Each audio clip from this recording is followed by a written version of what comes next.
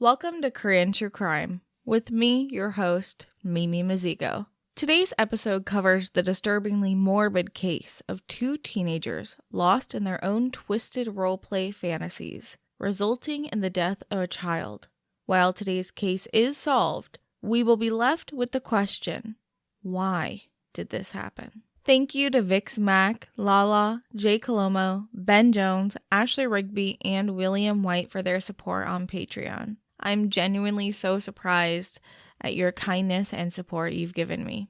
If you'd like to join my patrons, you'll receive ad-free early access episodes, weekly Korean true crime vocabulary hinting at the content of the next episode, exclusive access to vote on future episode topics, and the occasional bonus content. There are no tiers, so all patrons gain access to everything. If you'd like to support me with your love, find me on most social media sites at Korean True Crime. Video podcasts are available a week later on YouTube, and show notes are available for free on Patreon. Today's episode contains description of the murder of a child, as well as fantasies about abuse. All names used in today's episode are pseudonyms.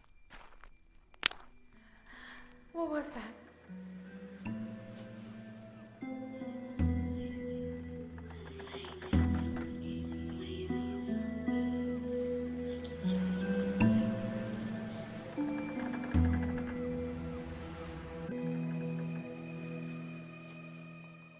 We begin with a love story between two very disturbed teenagers, Min-seo and Eunju. Min-seo was a 16-year-old girl who grew up seeing psychiatrists and counselors for her various mental health issues. She had a history of concerning behavior that began in elementary school. When she felt frustrated with other students, she would harm herself. Although she never claims to have been bullied by other students, she would continue to separate herself from her peers throughout school. At age 11, Min-seo began hurting animals. She says that she had strangled a stray cat that she found on the road, as well as dissecting dead birds she would find. She had begun to see professionals for her behavior, but it made very little difference as she continued to show cries for help or attention. When Min-seo entered middle school, she was at her all-time low and attempted to kill herself by hanging from the school's railing before a teacher came and saved her life. When speaking about that time now, Min-seo said that she had no intention or desire to die that day, and she didn't know why she felt like she needed to do that. This is also the same time that Min-seo began smoking on the school's rooftop. While most of her peers knew very little about her, Min-seo had a very active community of friends online. She had unrestricted internet access, which led to her joining forum websites geared towards roleplay of all kinds of topics. Some of this roleplay occurred over Twitter, where she maintained multiple accounts with different characters she wanted to roleplay as. A lot of this content was geared towards adults. Korea wasn't, and is only just now occasionally becoming respectful towards queer and LGBTQIA people. So as Min-seo began to express her queer identity online, the articles written about her, as she will prove herself to be a murderer, focus on her sexuality as a factor into her decline of evilness. As a queer woman, this narrative is just not true, and I love and support all of my LGBTQIA listeners. I love all of you. Korea is changing for the better, and we can only hope and encourage people to be better. But homophobia and transphobia have no place on Korean true crime. So let's continue understanding that someone's sexuality doesn't make them or prevent them from being a murderer. In high school, when Min-seo was 15, she came out online as queer and was dating a bigender person.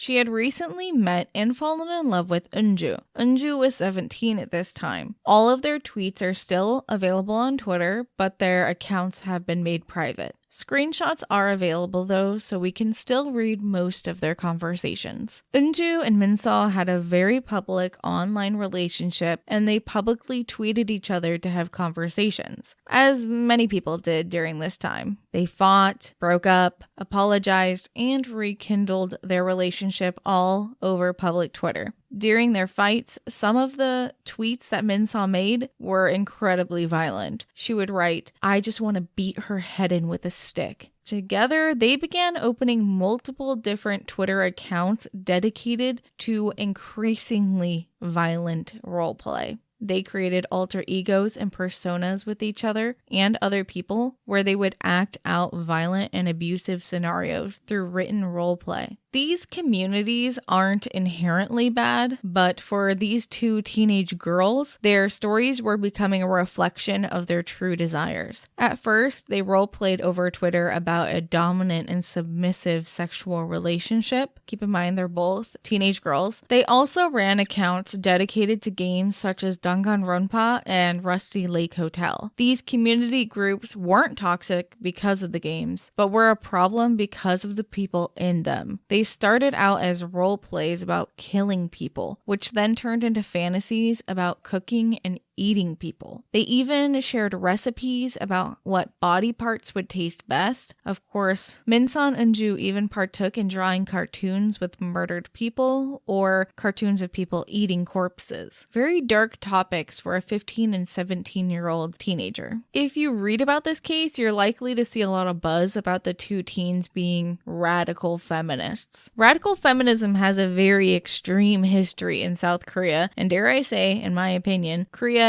is a very extremist opinion society, with only the loudest, most extreme opinions being heard pretty much anywhere. It's most likely a result of their incredibly conservative culture and history, but it's an oversimplification. Minseon and Eunju often used a term that was coined by the very extreme feminist groups. I won't really say that they're feminist because they have very little to do with equality. The term was Ha-nam-chung, which equates to kind of like saying men are larvae. This was coined to describe Korean men who were so misogynistic that they couldn't even see women as people. The issue lies in that these groups had websites dedicated to wanting the mass genocide of men and boys with very graphic images and fantasies. That's why you may see that Koreans don't like the fingers pinching symbol that we in English used to signify, oh, just a little bit, as this pinching symbol was their logo to describe men's manhood. Minseon and Eunju, however, were just teenagers online being edgy. So we know a little bit about their relationship and about their bizarre plunge into a very macabre online community at such a young age. After about 2 years of knowing each other, Minseon and Eunju would reach the point of no return. On the morning of March 29th, 2017, at 1 a.m., Minseon calls Eunju and says, "I promise I'll bring you the body parts when I'm done." This recording would be played in court as Eunju recorded all of their calls. Minseon began searching online for various alarming topics, including the Namyangju impossible murder case that I covered in episode 7, The Ghost Murderer of Namyangju, where a murder suspect couldn't be apprehended following the murder of a woman. She continued to search for how to avoid CCTV cameras, how various people got away with murder. By 3 a.m., she was searching for underage murder, how to get rid of blood's luminol reaction, and is it illegal to throw cremated remains into the sea? Finally, she searched for the schedule of the elementary school next to her apartment building. At 12 p.m., Minseon sent Eunju a picture of her disguised in a hoodie and loose clothes with the text, "I'm going out hunting." Eunju asked her, "What time does the elementary school end?" and added, "One of them will die." Minseon replied, "Elementary schools end early." It was then that Minseon left her apartment and walked to a nearby playground outside of the elementary school. She'd been there often in the last week, watching the kids. Various parents had seen her, but assumed that she was an older sibling.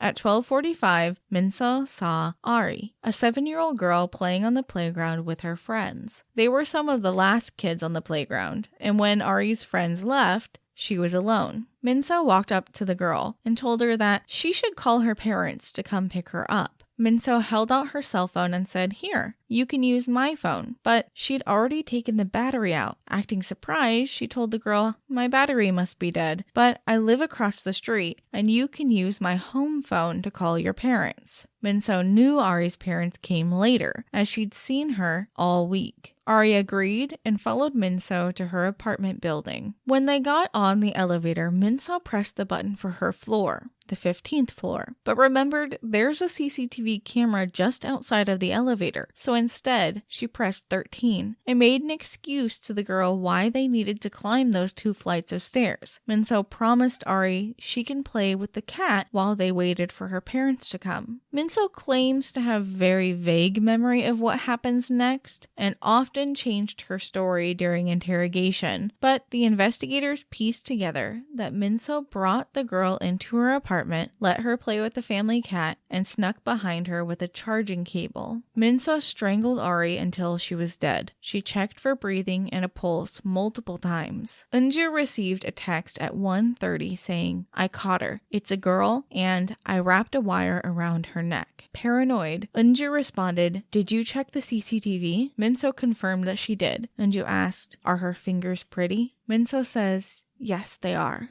And Eunju tells her, "Calm down and take care of the body now." Warning, this part of the case I will describe in some detail as to what happens next. I don't describe gruesome details out of respect for victims. I will have some details to give context to further parts of the case. Minso brought Ari's body to the bathroom and undressed the child. She used a kitchen knife to sever the fingers on the girl's right hand. She cut open the girl's abdomen and removed all of her organs before placing them in bags used for food waste recycling. The fingers, however, were placed inside separate food waste bags, then sealed inside a large mailing envelope. The girl's body was dismembered and separated into 2 large, opaque trash bags. The trash bags were then placed inside a suitcase. Minso cleaned the bathroom, and when she was done, it was 3 p.m. She left the apartment, dragging the large suitcase behind her, up the stairs to the rooftop. There wasn't any CCTV on the rooftop, so we don't know how Minso was able to accomplish this on her own, but she says that she climbed the ladder to the water tower, threw the bags inside, and closed the hatch. This took her a very long time, and she returned to her apartment an hour later to change her clothes and leave the apartment again at 4 p.m. At the same time, Ari's parents were calling the police. Their child was missing from the playground. When Minso left her apartment to walk towards the subway station, the police were already searching the neighborhood. The only thing Minso had with her was the sealed envelope, which she carried tight to her body as she rode the subway to meet up with Eunju at a room cafe. A room cafe is where you can, for a very cheap fee, rent a private room that has TV, couches, games, cheap snacks like ramen, chips, ice creams, coffee, etc., and you can hang out with your friends. Minso claims that she gave Eunju the envelope, and Eunju said she loved it, but Eunju would deny ever knowing that there were severed fingers inside the envelope. She would actually claim that she thought the fingers were fake, but neither of their testimonies can fully be believed. Eunju and Minso then shared alcoholic drinks that they brought as they talked about the murder. Minso's parents had already come home from work while she was away. After a few hours, she left to return home at 9 p.m. All while they were having drinks, spending time together, Ari's family was desperately searching the neighborhood with the police. Someone on the street had seen Ari with a person wearing a hoodie entering Minso's apartment complex. It wasn't long after that when they found the remains in the water tower at 10:30 p.m., just shortly after Minso had arrived home, but they wouldn't catch her then. 2 hours later at 12:40 a.m., a few hours after Minso got back home and 12 hours since Minso kidnapped Ari, the police knocked on her door. She had been seen getting on the elevator with Ari, and they'd been able to identify her when she left later that day. Minso was arrested and taken to the police station. At first, Minso denied any involvement, but Ari's shoes were in her entryway to her apartment, a detail that she'd overlooked. It wasn't long for the police to find the poorly cleaned bloodstains in the bathroom, Ari's clothes in the garbage, and her organs were still sealed in food disposal bags placed in the family's food recycling garbage bin. The investigation was moving quickly as Minso admitted to the murder but was adamant that it was an accident. See, Minso immediately claimed to be both schizophrenic and to be suffering from Asperger's syndrome. Side note, Asperger's syndrome is no longer the correct word to describe someone who has autism spectrum disorder, but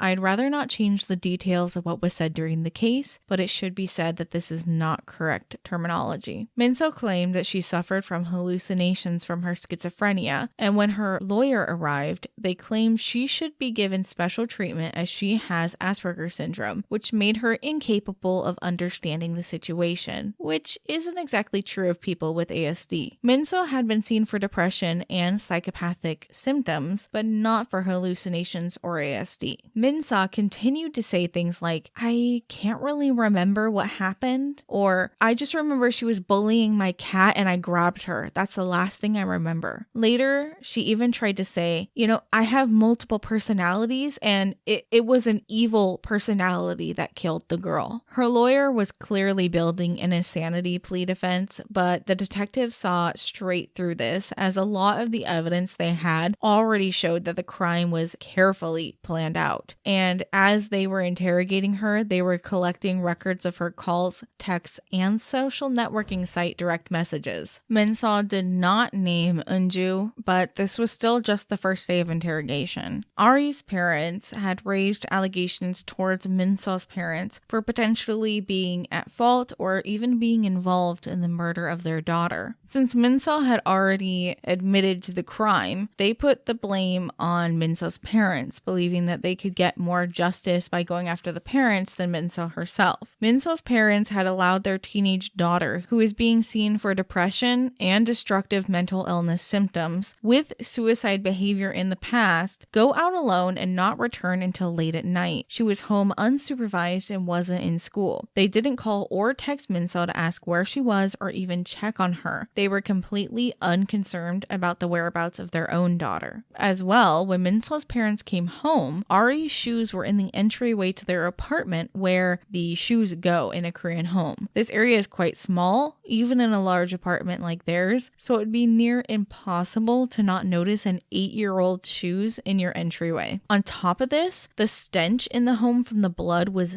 nauseating, with some of the blood being poorly cleaned in their shared bathroom. While both the parents had alibis for not being home at the time of the murder, their obliviousness was suspicious. The police continued to interrogate Minso for a week until April 11th. The police got an arrest warrant for Eunju after receiving Minso's call records. Minso continued to protect Eunju and refused to mention any involvement that Eunju may have had, even when presented with their text messages. Eunju was arrested, but her family, much more wealthy than Minso's, paid for an entire team of lawyers to defend her. Over the next 2 months, they would continually question about the events that occurred. The police knew that to get to the bottom of something like this, they needed the girls to turn on one another because they were just supporting each other's stories at this point. But Minso's lawyers continued to claim that she never intended to harm the girl, and Eunju's lawyers insisted that Eunju just believed that this was all a fantasy roleplay like her and Minso had done online. Not much progress was being made until June 23rd, 2017, the date of the first trial, which was for Eunju's involvement and statement. Thanks to an anonymous person who attended the trial and took very detailed notes, we're able to know exactly what took place. Only 15 people from the public were allowed in. The judge announced that Eunju's official charge was aiding and abetting murder. The evidence of the crime was presented. Ari's severed fingers in the envelope, opened and discarded in the food waste bag that Minso put them in.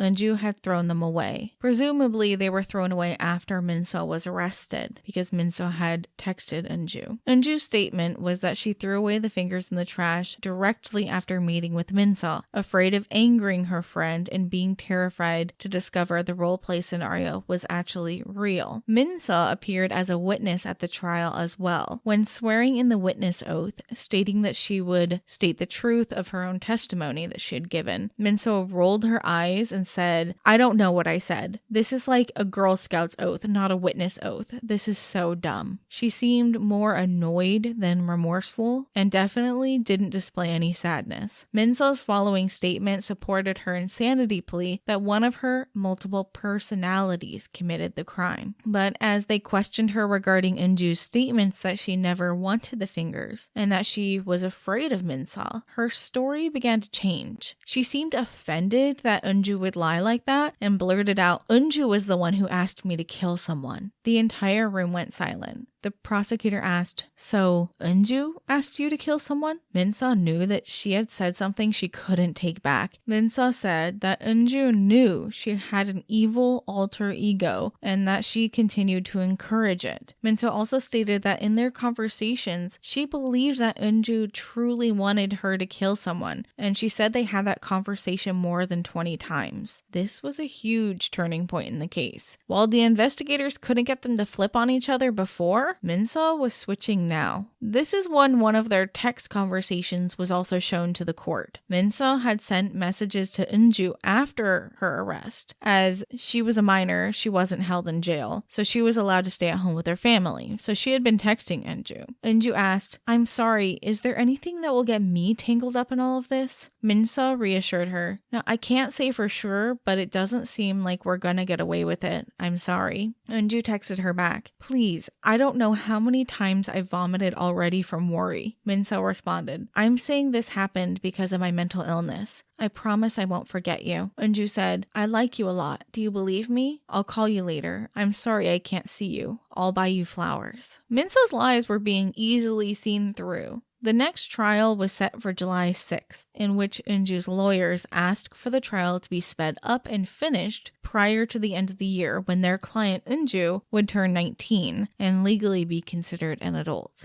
There really wasn't anything they could do to speed up the trial, however. See, in Korea, minors have special protections under the law. Under the age of 10, you cannot be punished for any crime, even murder. 10 to 14, you're only subject to juvenile detention for any crime. Age 14 to 19, you are subject to the law, but the maximum sentence has limits, with life in prison being 20 years. After Eunju would turn 19 that year, she could be given a much heftier sentence. Min-seo, however, couldn't, despite being the actual murderer, because she was only 16. Eunju was allowed to speak during this trial and pleaded with Min-seo to stop lying during the investigation, because the police had every phone call that they ever made, because Eunju saved them on her phone. She liked re-listening to their conversations when she was lonely. Her nostalgia would make this case a lot easier. The next trial was on July 12th. They allowed for Ari's parents to give a victim impact statement, while Min-seo sat uninterested in what was being said. Then Eunju's statement came. She spoke about her relationship with Min-seo, to which Min-seo had said Eunju first pursued. But Eunju said something different. She said that it was Min-seo who asked her out, and that to her, their relationship was just online roleplay. She never actually thought they were dating and denied liking, loving, or even caring about Min-seo. She insisted that their relationship was just a joke to her and a part of a silly Twitter roleplay game. Min-seo sat listening to this, blankly staring off with no visible response. They convened until August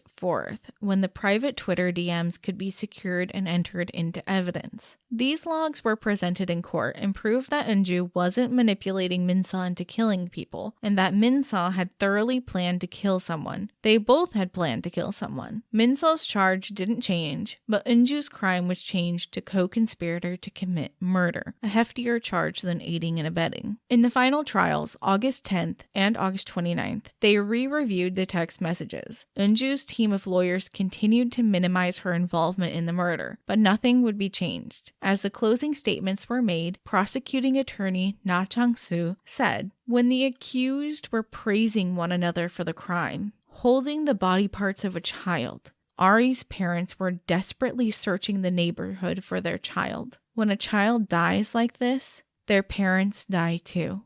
Following further victim impact statements, Dr. Cha, Min-seo's psychiatrist, gave a statement prior to the sentencing as testimony about Min-seo's mental illness. Her insanity plea would be decided based off this. Dr. Cha presented that over 26 meetings, he had seen symptoms of depression and difficulty with social interaction, such as difficulties understanding nuances. He believed that she had psychotic symptoms, but she wasn't diagnosed with anything. During the trial, Min-seo's lawyers continued to insist that she had Asperger's syndrome and schizophrenia, but Dr. Cha clarified that she had not been diagnosed with either of these, but did have similar symptoms.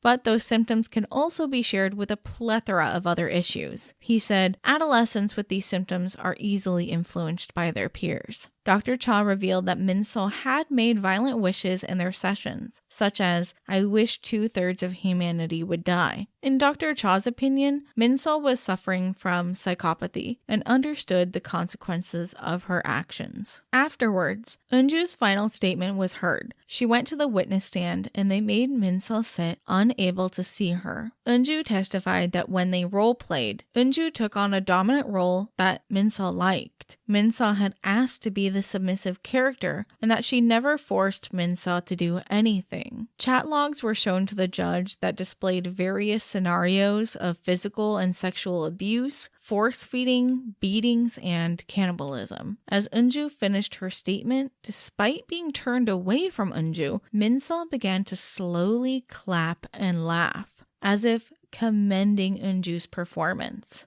Eunju added finally before leaving, "I recognize the circumstances of the crime as Min-seo's delusions and role play." Min-seo was the last to give a statement. She sobbed at the witness stand. She said, "I think it would be useful for me to rejoin society, but I can't stand it. Please kill me. How can someone kill and keep living? Ari's family must be so sad. I'm so tired. I can't remember anything. I feel crazy. Please hand down the death penalty or I'll hang myself. I want to die so badly, but I can't do it myself because if I did it, people would be sad." Despite her emotional display, Min-seo was sentenced to 20 years in prison and her insanity plea was denied. Eunju was tried as an adult and was sentenced to life in prison. A year later, in 2018, Min-seo was given an additional 30 years of ankle monitoring if she got out of prison. Eunju's sentence was shortened to 13 years.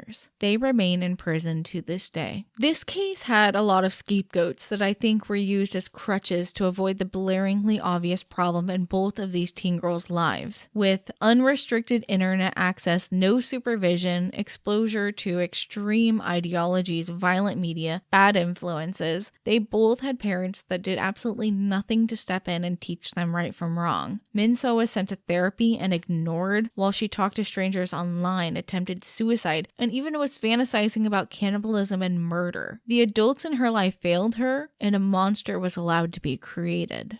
It gives us a lot to think about, but if you have a child or a brother or sister, check up on them. Make sure they're doing okay because there's a lot of darkness out there on the internet. Thank you for listening to Korean True Crime. If you'd like to hear more, follow the show wherever you listen and be sure to leave a review. It really helps me out a lot. If you'd like to send feedback, find me on all social media sites at Korean True Crime. 다음에 또 봐요. See you next time.